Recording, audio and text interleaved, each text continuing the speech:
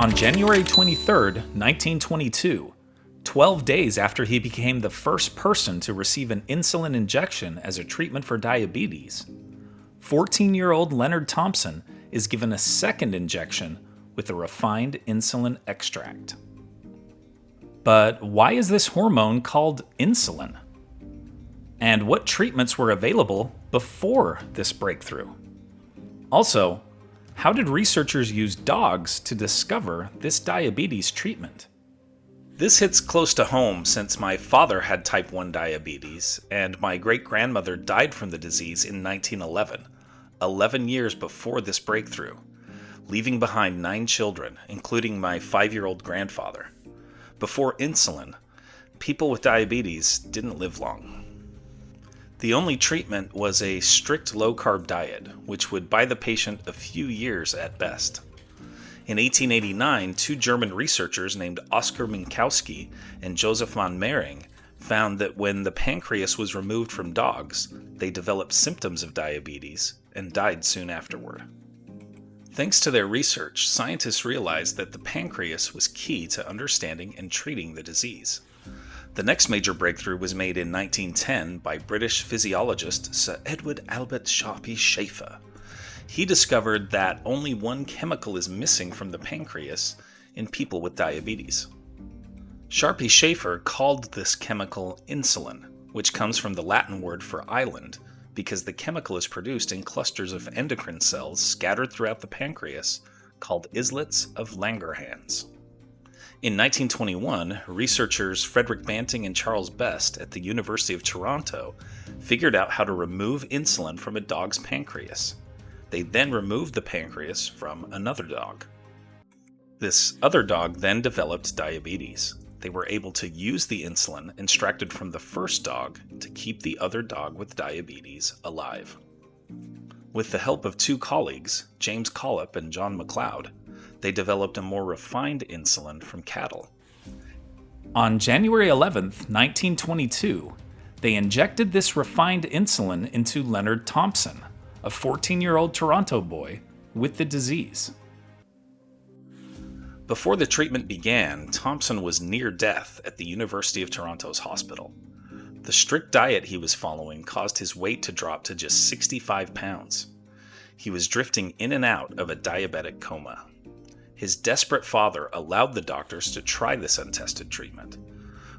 That first dose positively impacted his blood sugar levels.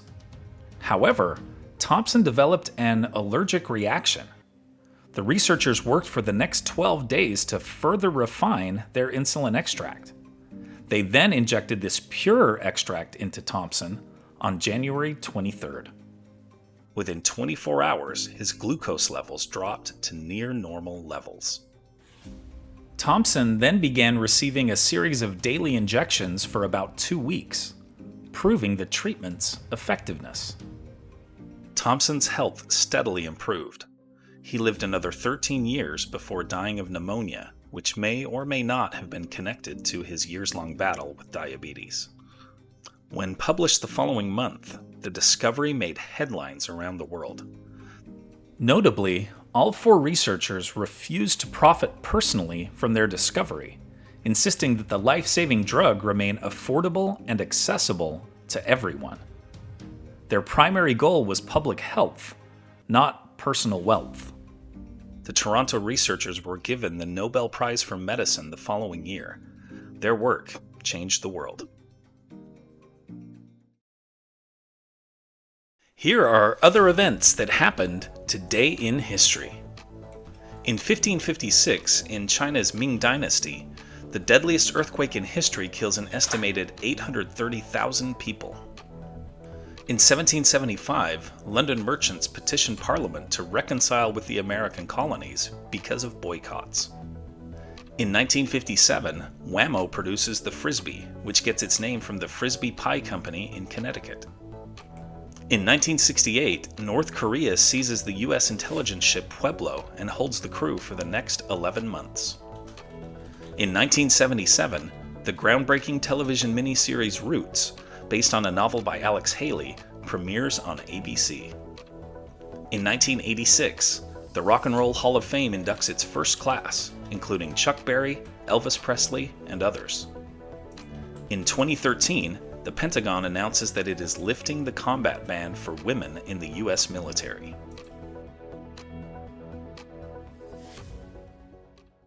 And now, it's time for our Today in History quiz. The California Gold Rush was triggered when gold was discovered on the South Fork of which river? The Sacramento River, the American River, the Klamath River, or the Trinity River? Liked learning about the development of insulin as a treatment for diabetes? Then you'll love this one about the first ever organ transplant. Tap the screen to keep the story going on Today in History.